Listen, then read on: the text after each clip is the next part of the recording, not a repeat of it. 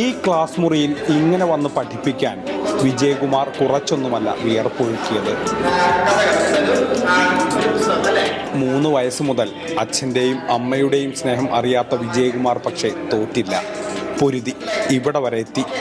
ഒടുവിൽ 29-ാം വയസ്സിൽ വിജയകുമാർ അശോകൻ വിക്ടോറിയയിലെ അധ്യാപകനായി. 3 വയസ്സിലാണ് എൻ്റെ അച്ഛനും അമ്മയും എന്നെ ഉപേക്ഷിച്ച് പോകുന്നത്. പിന്നെ ഞങ്ങൾ അച്ഛൻ്റെ അമ്മയുണ്ടായിരുന്നു. അപ്പോൾ അച്ഛൻ്റെ അമ്മയുടെ കൂടെയായിരുന്നു. പിന്നെ അച്ഛൻ്റെ അമ്മ എനിക്ക് 8 വയസ്സുള്ളപ്പോൾ മരണപ്പെട്ടു. പിന്നെ അച്ഛൻ്റെ സഹോദരി ഉണ്ടായിരുന്നു. പിന്നെ അവിടുത്തെ ചില സാഹചര്യങ്ങൾ കാരണം പിന്നെ ഞങ്ങളുടെ ആൻറ്റി, അതായത് അച്ഛൻ്റെ സഹോദരി, ഞങ്ങളെ ചെങ്ങളത്തുള്ള ബത്ലഹേം ബാലഭവനിൽ ഞങ്ങളെ കൊണ്ടുവിട്ടു. പിന്നെ അവിടെയായിരുന്നു പിന്നെ 13 വർഷക്കാലം. അവിടെ നിന്ന് എനിക്ക് നല്ല പഠിക്കാനുള്ള എല്ലാ സൗകര്യങ്ങളും, പിന്നെ അവിടെ നമുക്ക് താമസിക്കാനുള്ള സൗകര്യങ്ങൾ, എല്ലാവിധ സൗകര്യങ്ങളും ഒന്നിനും ഒരു കുറവും വരുത്താതെ അവർ നന്നായിട്ട് നോക്കി. 26 വർഷമായി അച്ഛനെ കണ്ടിട്ടില്ല. കാണുന്ന ആൾക്കൂട്ടത്തിലും പോകുന്ന വഴിയിലും തേടാറുണ്ട്. കാതൊന്ന് കൂർപ്പിച്ചു വയ്ക്കാറുണ്ട് മകനെ എന്ന വിളിക്കായി. അച്ഛനെ കുറിച്ച് ഇപ്പോഴും ഒരു വിവരമില്ല. എവിടെയാണെന്ന് നമുക്കറിയത്തില്ല.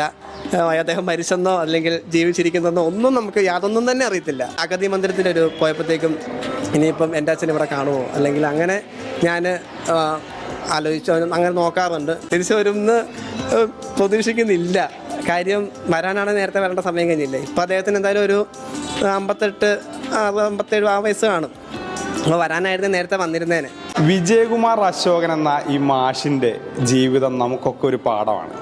നമ്മളിപ്പോൾ ജീവിതത്തിൽ ഏതവസ്ഥയിലാണ്, എത്രയൊക്കെ ബുദ്ധിമുട്ടുന്നു എന്നുള്ളതിലൊന്നും പ്രസക്തിയില്ല. ഇനി എങ്ങനെ അതിനെ നേരിടുന്നു, അതിനെ തിരിച്ചു പിടിക്കുന്നു എന്നതിൽ മാത്രമാണ് കാര്യം.